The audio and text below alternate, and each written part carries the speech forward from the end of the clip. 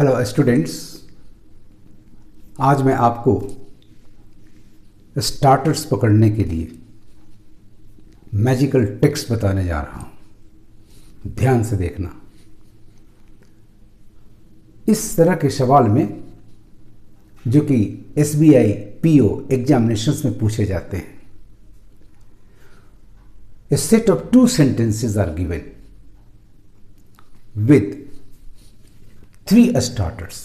Starters का मतलब है कि जब भी आप इसे कंबाइन करोगे, इन दोनों को मिलाकर एक सेंटेंस बनाओगे, तो फिर आपका वो कंबाइंड सेंटेंस इन्हीं में से किसी एक या एक से ज़्यादा स्टार्टर से शुरू होना चाहिए। आइए इनको पकड़ने का, इनको फाइंड आउट करने का मैजिक सीखें। सबसे पहले तो आप सेंटेंसेस को ध्यान से पढ़ लें। आपके सेंटेंसेस हैं, Ramanna did his work properly. He went home with sweet content. तो सबसे पहले उसने काम किया, यानी डूइंग फर्स्ट हुआ। उसके बाद घर जाना हुआ, फॉलोड बाय गोइंग होम। क्या यह संभव है कि काम करते ही निकल पड़ा? काम करने के बाद सारे सामान को ढंग से रखा होगा अपनी जगह पर, उसके बाद अपने बैग को लिया होगा और तब घर की ओर चला होगा, यानी थोड़ा सा गैप है। तो आपका स्टार्टर है number 1, having done his work properly, जो कि परफेक्शन दिखा रहा है। हैविंग डन यानी काम कर लेने के बाद। The second starter is doing his work properly, यानी जब वो घर के लिए रवाना हुआ तो उसका काम करना जारी था, विच इज नॉट पॉसिबल। यानी ऑप्शन स्टार्टर नंबर 2 आपका इजिली एलिमिनेटेड हो गया। थर्ड है आपका after doing his work properly. Yes, अपना काम प्रॉपरली कर लेने के बाद, यानी गैप मेंटेन किया जा रहा है यहां। यानी आपका 1 परफेक्शन दिखा रहा है, having done his work properly, काम कर लेने के बाद, और आफ्टर भी आपका गैप दिखा रहा है, काम कर लेने के बाद। यानी ये दोनों स्टार्टर्स बिल्कुल करेक्ट हैं, फिट हैं इन दोनों सेंटेंसेस को जोड़ने के लिए। यानी आपका सेंटेंस जुड़ करके होगा, having done his work properly, Ramanna went home with sweet content. और दूसरा होगा, after doing his work properly, Ramanna went home with sweet content. अब देखते हैं ये दोनों स्टार्टर्स वाला ऑप्शन कौन है। तो ऑप्शन ए आपका है ओनली 1, केवल हैविंग डन को ले रहा है, ये एलिमिनेटेड हो गया। नंबर बी है बोथ 1 and 2 एलिमिनेटेड है, क्योंकि ये कंटिन्यूएशन दिखा रहा है घर जाने के साथ साथ। This is easily eliminated. Option number C है ओनली 3, नहीं 1 को ये इग्नोर कर रहा है, जो कि वो भी एक सुटेबल स्टार्टर है। This is eliminated. Number D आपका both 1 and 3, both 1 and 3, this is the correct one. None of this तो खैर होगा ही नहीं, चूंकि ये स्टार्टर है हमारे पास। तो स्टूडेंट ध्यान देना है कि जब भी कंटिन्यूएशन हो तो फोर गोइंग वर्ब हमारा पार्टिसिपल प्रेजेंट पार्टिसिपल के रूप में आएगा, यानी तब हो जाता हमारा डूइंग से स्टार्ट, जो कि यहां संभव नहीं है। यदि वो परफेक्शन दिखाए तो फिर पार्टिसिपल आपका हो जाएगा हैविंग के साथ, हैविंग डन, और तब फॉलोइंग एक्शन आपका ये सेम रह जाएगा, यानी वेंट होम के ऑर्डर में। अर्थात आपका सेंटेंस जो कि दिया हुआ है, सेंटेंसेस दोनों वो जुड़कर होगा, having done his work properly, Ramanna went home with sweet content. How easy it is to combine 2 sentences into 1 by selecting the right starter or the right starters। तो अब आते हैं क्वेश्चन नंबर 2 पर। दिए गए दोनों सेंटेंसेस आपके हैं, she saw the dead body of her son, she wept bitterly. Combine करते समय ध्यान देना है कि कौन सा एक्शन फोरगोइंग, कौन सा एक्शन पोस्ट गोइंग है, यानी कौन सा एक्शन पहले हुआ, कौन सा एक्शन बाद में हुआ।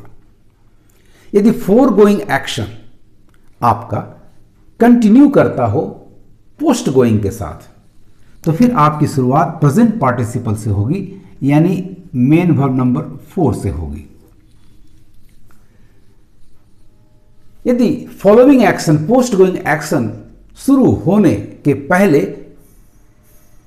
फोरगोइंग एक्शन समाप्त हो जाता है, कंप्लीट हो जाता है, यानी पहले मैंने काम कर लिया, उसके बाद आगे बढ़ा गया, जो भी किया, तो वैसी स्थिति में आपका पार्टिसिपल परफेक्ट फॉर्म में होगा, अर्थात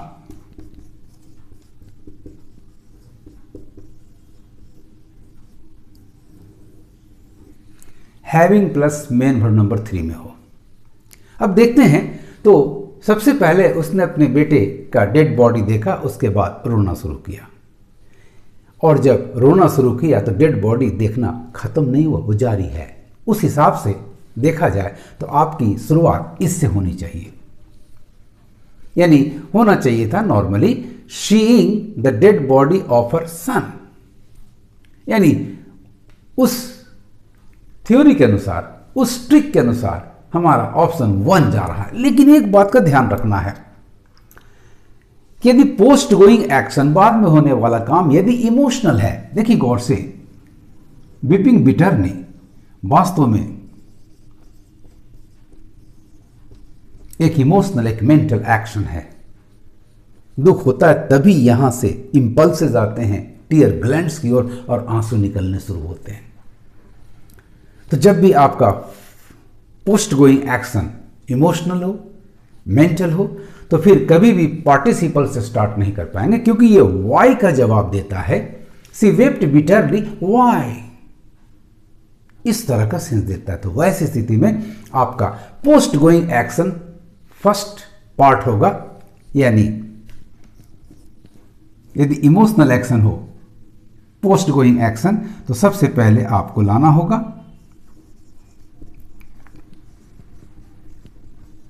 पोस्ट गोइंग एक्शन, और तब उसके बाद फोर गोइंग एक्शन सीसा को इन्फिनिटिव में देना होगा।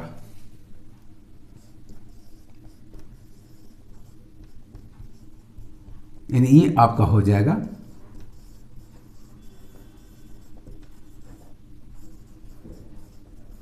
Four going action. तो ट्रिक ये हुआ कि आपको ध्यान से पकड़ना है कि कौन सा एक्शन पहले हुआ, कौन सा एक्शन बाद में। बाद वाले एक्शन के साथ पहले वाला एक्शन जारी है या कंप्लीट हो चुका है। यदि जारी है तो शुरुआत आप आईएनजी फॉर्म से करोगे। यदि वो कंप्लीट हो चुका है तो आपकी शुरुआत स्टार्टर आपका हैविंग प्लस मेन वर्ब 3 होगा। लेकिन at the same time you have to keep in mind, यदि पोस्ट गोइंग एक्शन इमोशनल हो, मेंटल हो, तो फिर participles will not help us. वैसी स्थिति में आपकी शुरुआत पोस्ट गोइंग एक्शन सेंटेंस से होगी। यानी आपकी शुरुआत होगी शी वेप्ट बिटरली, और फोर गोइंग एक्शन को इन्फिनिटिव फॉर्म में ऐड कर देना होगा, यानी 2 plus main verb number 1 that we are getting in the starter, in the third starter, in starter number 3. So first one is eliminated, second one is also eliminated, third one is the correct one. आइए देखते हैं हमारा third option, third starter किस option में मिलता है। तो number A आपका है only 1 eliminated, only 2 eliminated, only 3 correct one, all the 3 not possible. Answer एक है, so none of these is also eliminated. So right option is number C. आपका कंबाइंड सेंटेंस होगा she wept bitterly, why, to see the dead body of her son. बहुत ही इत्मीनान से sentences को पढ़ें। आपका मैजिकल ट्रिक यही है, foregoing action, post going action, और उसके अनुसार जो हमने कंसेप्ट दिया है उसको आप फॉलो करें और आसानी से find out the starter, mark the correct option. Now let us come to question number 3. The sentences are, he heard the news of his mother's death, he left for home at once. Students आपका foregoing action है hearing the news of his mother's death. Post going action आपका है living for home at once, यानी gap नहीं दिखा रहा है। Foregoing action यानी न्यूज दिमाग में चल रहा है और उसका जाना स्टार्ट हो गया है, यानी ये कंटिन्यूएशन दिखा रहा है। तो फोर गोइंग एक्शन आपका हियरिंग है।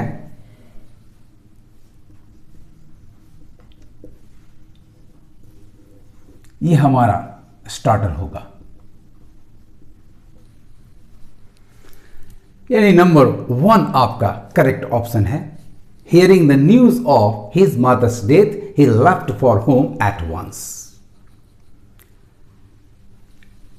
ही हर्ड ऑप्शन स्टार्टर नंबर 2 को देखते हैं। He heard of his mother's death, yes the news को हटा करके hearing of once death correct है। So he heard of his mother's death and continuation है, एक साथ हो रहा है, and left for home at once, यानी आपका ऑप्शन नंबर 2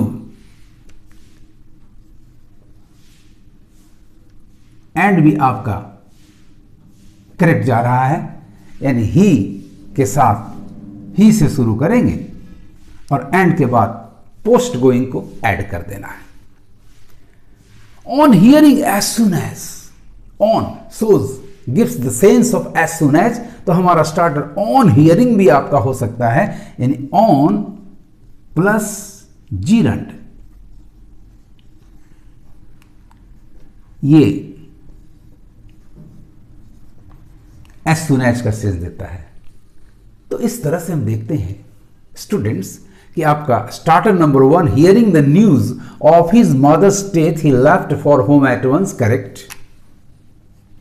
स्टार्टर नंबर 2 को देखते हैं तो he heard of his mother's death and left for home at once correct. Starter number 3 देखते हैं on hearing of his mother's death, on hearing of his mother's death he left for home at once, यानी तीनों का तीनों starters बिल्कुल suitable है। तीनों से हमारा कंबाइंड सेंटेंस स्टार्ट हो सकता है। हमारा सेंटेंस होगा, पहले ऑप्शन देख लें हम लोग, तो आपका 1 2 3 का option all the 3 number D जा रहा है। This is the correct answer. आपके कंबाइंड सेंटेंसेस होंगे hearing the news of his mother's death he left for home at once, दूसरा होगा he heard of his mother's death and left for home at once, और तीसरा होगा on hearing of his mother's death he left for home at once. तो अब देखते हैं question number 4 में दिए गए सेंटेंसेस को और उनसे रिलेटेड स्टार्टर्स को। क्वेश्चन नंबर 4 आपका है his father was angry, his father was angry, यानी एंग्री आपका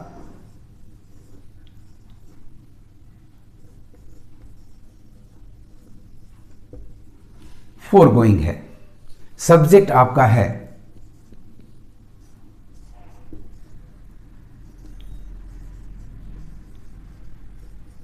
his father. He could not dare to ask him for money, उसने उनसे पैसे मांगने की हिम्मत नहीं की, आपका पोस्ट गोइंग है।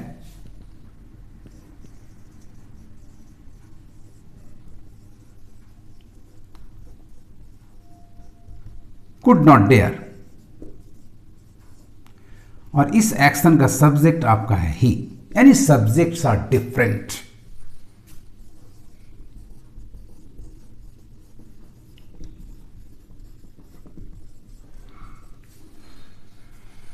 जब सब्जेक्ट्स डिफरेंट हो और पार्टिसिपल स्टार्टर्स दिया हुआ है, नंबर 2 में his father having been angry, his father being angry, तो आपका कनेक्टर, आपका स्टार्टर पार्टिसिपल फ्रेज की जगह एब्सोल्यूट पार्टिसिपल फ्रेज होगा।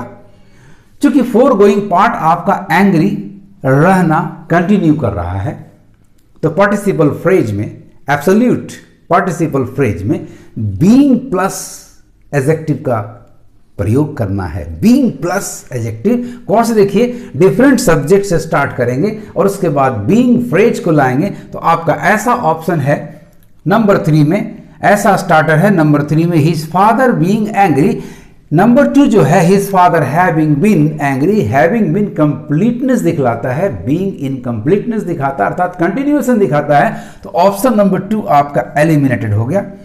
ऑप्शन नंबर स्टार्टर नंबर 3 आपका बिल्कुल करेक्ट जा रहा है, हिज फादर बीइंग एंग्री, और तब उसके बाद पोस्ट गोइंग पार्ट को सेंटेंस को हम ऐड कर लेंगे।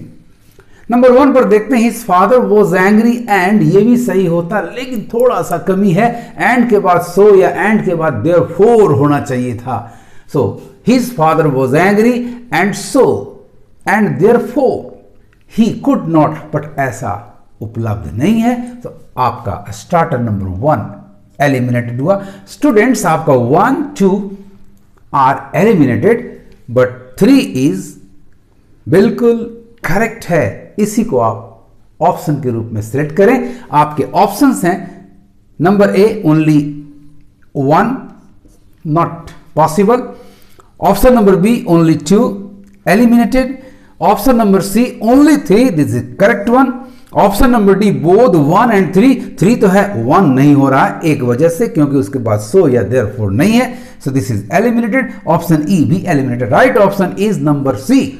और आपके जुड़े हुए सेंटेंस होंगे his father being angry, his father being angry, his father being angry he could not dare to ask him for money. अरे बिल्कुल आसान है स्टूडेंट्स, आप मेरे मैजिकल ट्रिक्स को फॉलो करेंगे और क्वेश्चंस को फटाफट चुटकियों में हल करके आगे बढ़ जाएंगे। अब आते हैं क्वेश्चन नंबर 5 पे। 5th क्वेश्चन में दिए गए सेंटेंसेस हैं She worked very hard. She could not pass the examination. आप दोनों सेंटेंसेस को ध्यान से देखें तो दोनों में एक अपोजिट आइडियाज को दिया गया है, कंट्रास्ट व्यक्त किया गया है।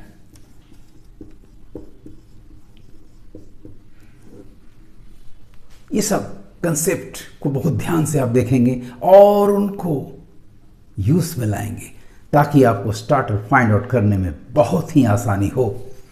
कंट्रास्ट हो तो आपके साथ काम करने का कनेक्टर कंजंक्शन बट होगा। प्रीपोजिशन यदि लेते हैं आप तो आपका प्रीपोजिशन इन स्पाइट ऑफ होगा, डिस्पाइट होगा, और भी प्रीपोजिशंस हैं। यहां एंड कभी संभव नहीं है बिकॉज कंटिन्यूएशन एडिशन का सेंस यहां नहीं आ रहा है। तो आपके जोड़ने के लिए स्टार्टर जो है नंबर 1 से देखते हैं तो हैविंग वर्कड वेरी हार्ड, ये तो पॉजिटिव के लिए जाएगा। जब ये पास कर जाती तो आपका सेंटेंस होता having worked very hard she passed the examination. तो नंबर 1 आपका एलिमिनेटेड हो गया। नंबर 2 है इन spite of working hard, yes preposition के बाद जीरन लाते हैं तो फोर गोइंग एक्शन जो है ये प्रीपोजिशन के साथ चला जाएगा, यानी इसके साथ आ जाएगा आपका फोर गोइंग एक्शन। और आप जानते हैं कि प्रीपोजिशन के बाद यदि वर्बल ऑब्जेक्ट हो it is in the form of A Jiran that is main verb number 4। तो आपका शुरुआत है इन spite of working very hard, comma देकर पोस्ट गोइंग को ऐड कर देंगे हम।